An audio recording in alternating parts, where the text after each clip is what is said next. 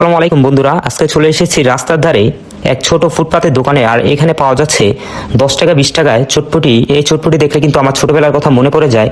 School ছুটির পর বন্ধুদের সাথে 10 টাকা 20 টাকা নিয়ে দৌড়ে আসতাম এমন দোকানে।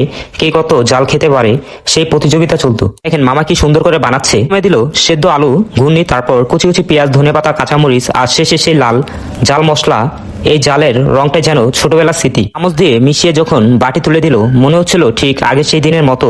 ফুটপাতের এই আলো, পাশ দিয়ে মানুষ আছে, গাড়ির শব্দ, আর হাতে এক প্লেট গরম চটপটি। এই ফিলটা আসলে আলাদা। আর সবচেয়ে ভালো লাগলো, মামা চোখের সামনেই সব ফ্রেশ করে বানাচ্ছে। কাটা পেঁয়াজ, ধনেপাতা, মশলা সবকিছু একদম লাইভ।